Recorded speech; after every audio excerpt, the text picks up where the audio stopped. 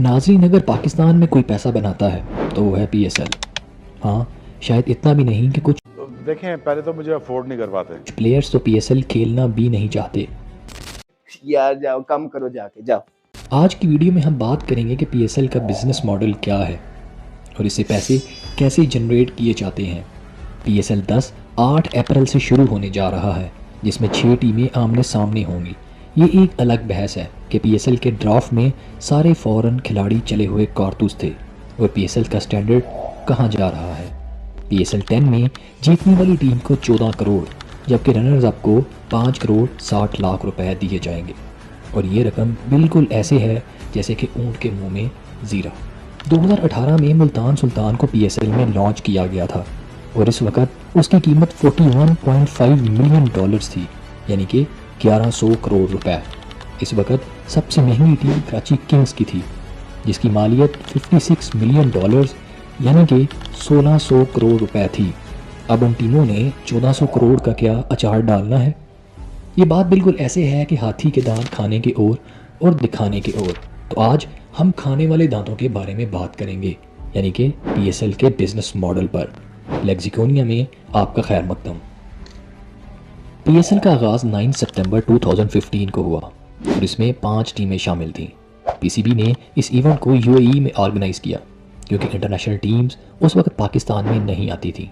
नाज़रीन, पीएसएल का business model समझने से पहले ये जानना ज़रूरी है कि पीएसएल की गवर्निंग बॉडी पीसीबी है।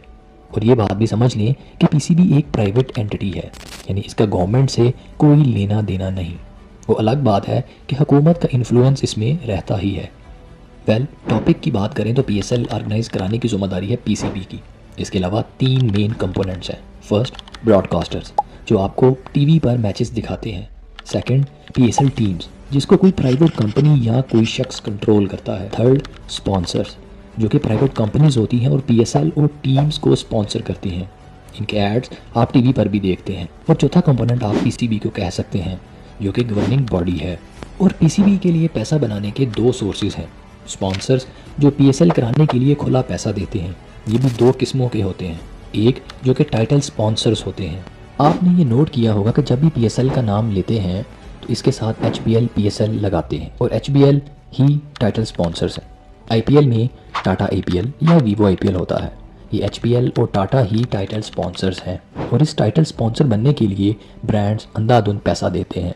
पीएसएल के साथ अपना नाम जोड़ने के लिए एचबीएल ने 2016 से 2018 तक पीसीबी को 5 मिलियन डॉलर्स दिए थे, यानी कि 133 करोड़ रुपए। 2021 के बाद पीएसएल के साथ अपना नाम रिन्यू कराने के लिए एचबीएल ने पीएसएल को 14.5 मिलियन डॉलर्स दिए, यानी कि 380 करोड़ रुपीस, जिसमें पीसीबी सिर्फ 5% रखती है और बाकी 95% फ्रेंचाइजीज को जाता है।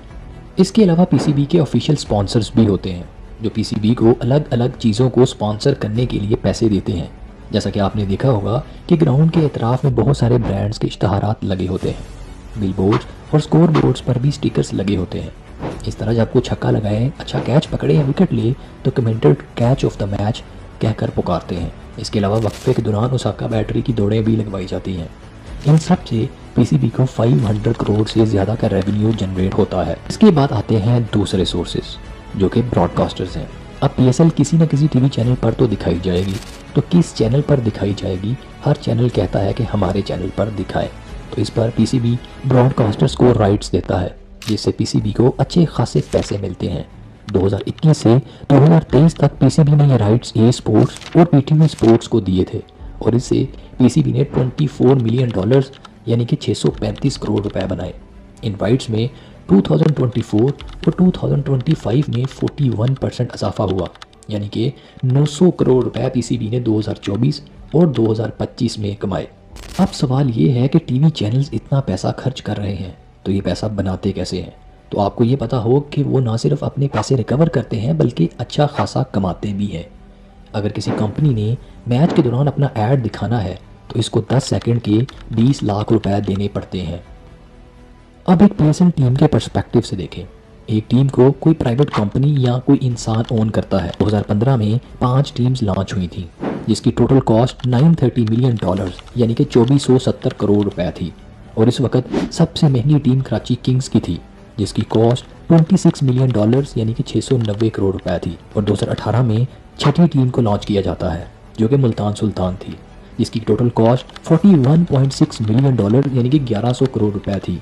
ये इसलिए बढ़ गई क्योंकि उस वक्त तक PSL कामयाब हो चुका था और ये सारे का सारा पैसा जाता है PCB को। अब ये लोग पैसा कैसे बनाते हैं?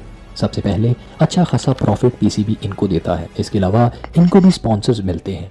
सबसे पहले टीम स्पॉन्सर्स, ये वो हैं जो टीम की जर्सीज को स्पॉन्सर्स करते हैं। जैसा कि आपने प्लेयर्स के हेलमेट्स, टी-शर्ट्स और बैट्स के ऊपर भी ब्रांड्स के स्टिकर्स देखे होंगे। और जितना बड़ा लोगो होता है उतने ही ज़्यादा पैसे होते हैं। इसके अलावा जब हम मैचेस देखने के लिए स्टेडियम में जाते हैं और टिकट्स खरीदते हैं तो इस रेवेन्यू का 95% भी फ्रेंचाइजीज को जाता है। इसके अलावा मर्चेंडाइजिंग भी एक ज़रिया है। जैसे आप अगर कोई की चेन, मोबाइल कवर या शर्ट खरीदते हैं तो उसका पैसा भी फ्रेंचाइज को ही जाता है। फिर आती है प्राइज़ मनी। जैसे जीतने वाली टीम को 14 करोड़ रुपए मिलेंगे तो इसमें से आधा खिलाड़ियों को जाता है और आधा टीम फ्रेंचाइज को। अगर हम इसको एक प्लेयर पर्सपेक्टिव से देखें तो उनके तो मज़े ही मज़े हैं। उनको पहले सैलरी भी मिल रही है और अगर जीतते हैं तो इनाम भी मिल रहा है, ब्रांड वैल्यू भी बढ़ रही है। फिर ऑप्शंस होते हैं जैसे PSL ड्राफ्ट, इसमें 5 कैटेगरीज होती हैं। प्लाटिनम टॉप कैटेगरी है जिसमें बाबर आजम, मोहम्मद रिजवान और शहीन अफरीदी जैसे प्लेयर्स को 3 करोड़ रुपए दिए जाते हैं। अब अगर इस प्राइस को टीम के पर्सपेक्टिव से भी देखें तो टीम्स इतनी छोटी सी अमाउंट जीतने के लिए मोटिवेट क्यों होंगी? फॉर एग्जांपल अगर मुल्तान सुल्तान की बात करें तो इसके ओनर ने 1100 करोड़ रुपए में टीम खरीदी तो वो 7 करोड़ रुपए में क्या करेगा? इसके पीछे सबसे बड़ा रीज़न है ब्रांड वैल्यू। अगर कोई PSL जीतती है तो इसकी पब्लिसिटी होती है, उस टीम को लोग देखते हैं, उसके फैंस बनते हैं, व्यूअरशिप आएगी और जितनी ज़्यादा व्यूअरशिप आएगी उतने ज़्यादा स्पॉन्सर्स, मतलब उतना ही ज़्यादा पैसा। ब्रांड वैल्यू एक और तरीके से भी बढ़ती है कि आप किसी फेमस खिलाड़ी को ख़रीद लेते हैं। जैसा कि आपने नोट किया होगा कि शाहिद खान अफरीदी शुरू में ज़ल्मी में खेलते थे तो कराची वाले भी ज़ल्मी को ही सपोर्ट कर रहे थे। तो यकीनन आप समझ चुके होंगे कि आपको जो दिखाया जाता है इसके पीछे और भी बहुत कुछ होता है। यकीन करता हूँ कि आपको हमारी वीडियो पसंद आई होगी। अगर पसंद आई तो सब्सक्राइब करें। अगली वीडियो तक अपना ख्याल रखें।